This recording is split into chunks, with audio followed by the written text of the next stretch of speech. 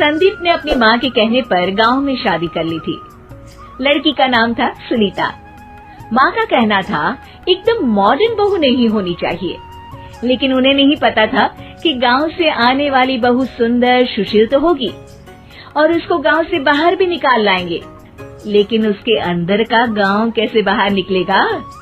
शादी के कुछ दिन बाद, माँ टिफिन तो देना जरा।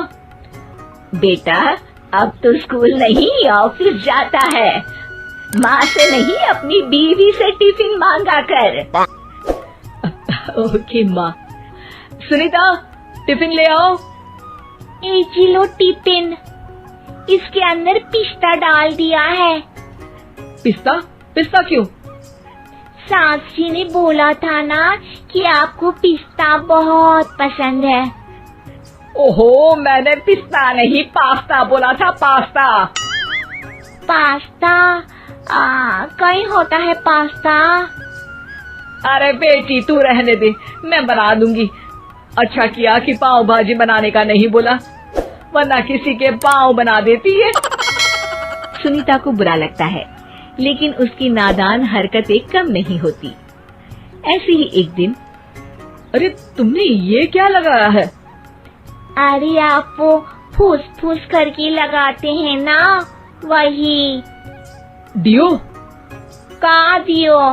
किसको दियो? अरे वही ना जिससे खुशबू आती है। हाँ सही पकड़े हैं। अच्छा लेकर तो आना। कौन सा डियो लगाया तुमने? अभी लेकर आते हैं जी। संदीप की बात मानकर सुनीता अंदर से खुशबू वाला फुसफुस लेकर आती है। OMG! OMG मतलब ओ माय गणेश ना। अरे OMG छोड़ो, और ये खुशबू वाला फुसफुस की बात कर रही थी तुम? हाँ इसी की, फिर से सही पकड़े हैं।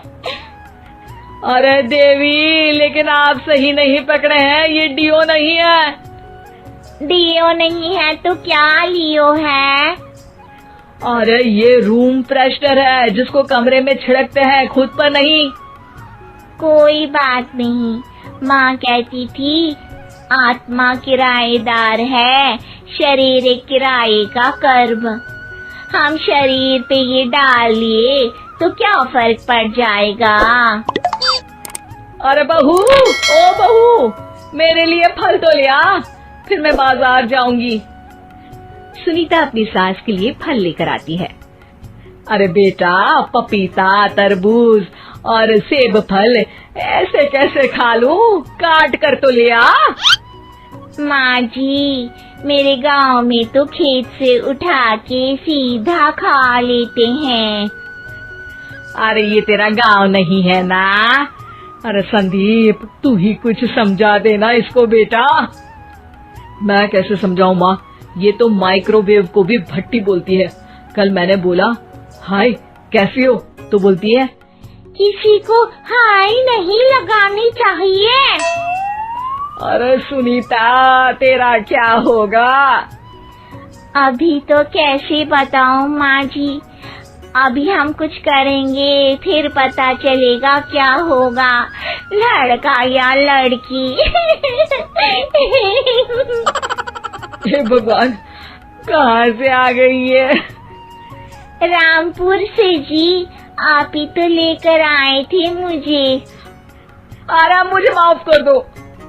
पहले कोई गलती तो करिए जी, आपकी तो सारी गलती माफ कर देंगे हम। हाँ अरे बहू, मेरी बात सुन।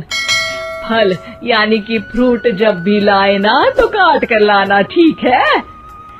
जी ठीक है माँ जी, फल यानी फ्रूट यानी काट के लाऊंगी।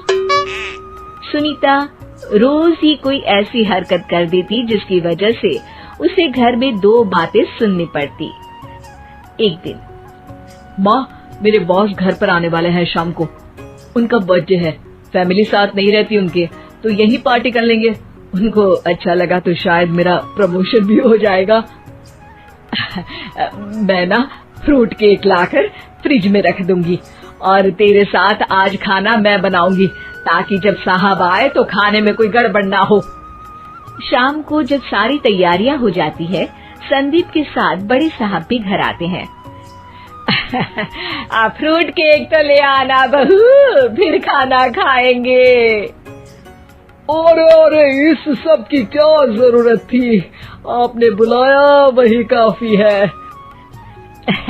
सर, आपका परिवार शहर में नहीं है तो हम ही आपके परिवार जैसे हैं सर। इतने में ही सुनीता फ्रूट केक लेकर आती है और बड़े साहब की टेबल पर रख देती है, और जैसे ही केक के ऊपर का बॉक्स हटाती है, ओह, ये क्या है? केक तो कटा हुआ है, मैं तो ऐसा नहीं लाई थी। आप मुझे शाबाशी दे सकती है माँ जी, मैंने ही केक काट दिया। आपने कहा था ना, फल यानी फ्रूट यानी हमेशा काट के लाना, तो फ्रूट केक भी तो फ्रूट ही है ना, तो मैंने पहले ही काट लिया। हूँ ना मैं समझदार। अरे बहू, ये क्या किया? केक हमेशा वही काटता है जिसका जन्मदिन होता है। तुझे एक बात भी समझ नहीं आती, एक नंबर की बेवकूफ है। पूरा माहौल बिगड़ चुका था। संदीप को लगने लगा था कि साहब उसे प्रमोशन तो दूर की बात है, कहीं डिमोशन ना दे दे, लेकिन साहब बीच में ही बोल पड़ते हैं। अरे कोई बात नहीं, ये इनकी बेवकूफी नहीं है, इनका भोलापन है। बेटा, आप कहाँ से हो?